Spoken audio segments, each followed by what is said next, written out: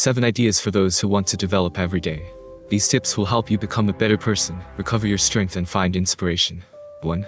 Think of morning and evening rituals.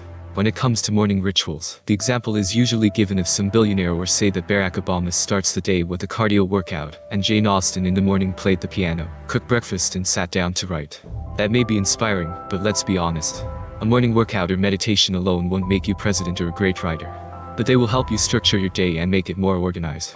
If you know exactly what you should do in the morning or evening, there will be less temptation to lie in bed for 30 minutes or get stuck on the phone. Here are some ideas for a morning ritual. Exercise or short workout. Meditation. Journaling. Filling out a diary. Light cleaning, making the bed, putting away scattered things. Self-education, foreign languages, popular scientific literature, courses and webinars. Creativity. Walking. But for the evening. Analyzing the past day and planning the next. Doing yoga or stretching. Grooming, skin cleansing, masks, creams. Taking a bath. Reading. Listening to music or podcasts. Writing practices, such as keeping a gratitude or achievement journal. This is just a sample list. You can create your own rituals.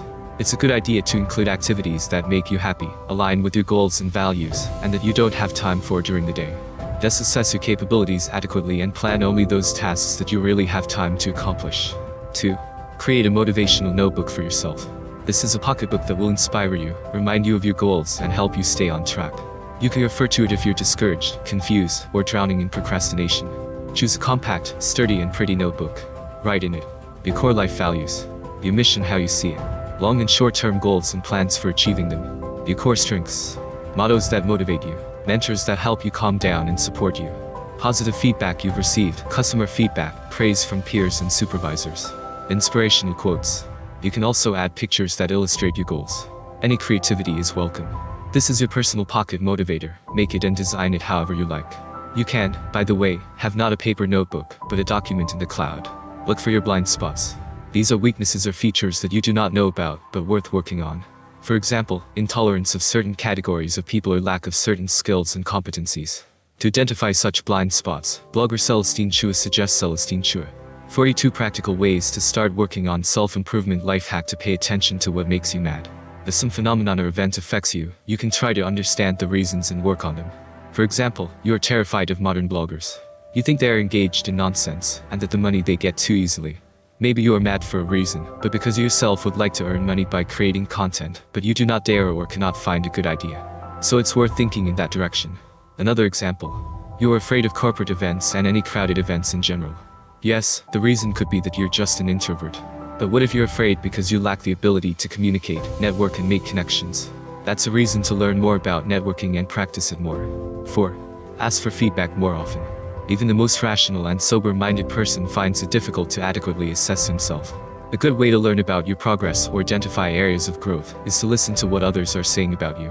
Constructive and polite criticism is a great space for development. It's great if you already get feedback on a regular basis. Say, customers praise or scold you. But if the specifics of your business don't suggest this, you can ask for feedback from someone you consider authoritative enough. This may be a manager, a more experienced colleague, a well-known expert in your field. It is important that the person was the most competent and unbiased. For example, you draw and want to get an opinion on your work. It's best to show your work not to your mother. She, of course, will praise you, and not to random people on the internet. They probably do not know the subject and may be trolls, but to an artist you like. Or ask an art teacher. Try to be as specific as possible. That is, not just what do you think of my drawings. But I've been working on my anatomy and proportions lately. Please tell me if I'm making progress and what else I can pay attention to. 5. Observe digital hygiene. Analyze what you read in your news feed and on social media. If this content undermines your self-confidence, makes you feel bile and envy, it makes sense to replace it with something that will bring you new knowledge, inspire you to work on yourself and become better. Just cheer up and relax. Calculate how much time you spend on social media in general. If you spend hours a day on your phone, use a service that limits the amount of time you spend on certain apps. And figure out what to do to replace this bad habit.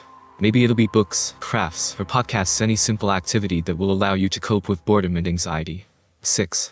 Put things in order. No, it's not about washing dishes and dusting, it's more about getting rid of junk and organizing your space.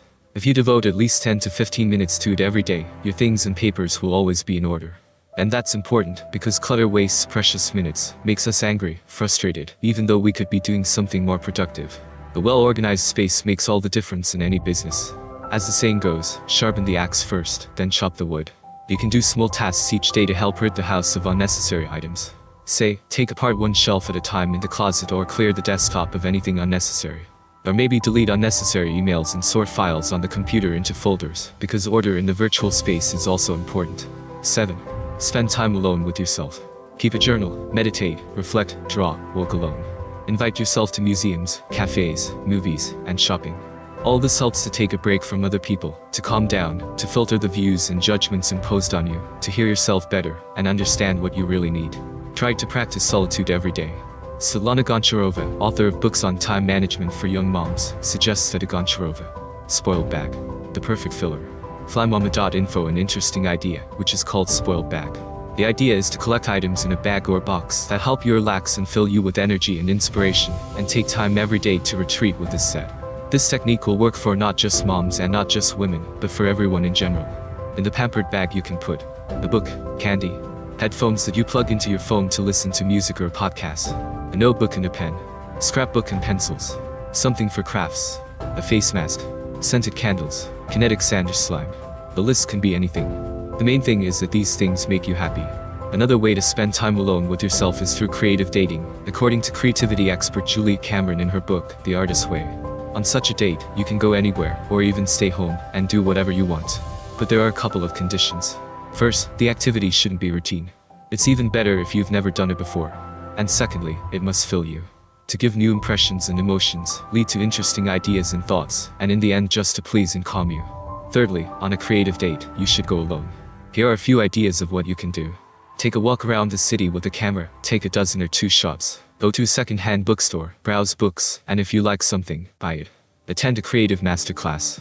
Cook an unusual dish, serve it nicely and take pictures. Take a walk in a forest or park, collect a herbarium. Start a sketchbook and make a couple of spreads. It's not just people in the creative professions who need these dates. After all, they help restore resources and find new ideas, and that doesn't hurt anyone. Thank you for watching the video to the end. Please subscribe and like it, it will be the best motivation for me to release videos more often. Let's get better together. Write your opinion about the video in the comments. See you around.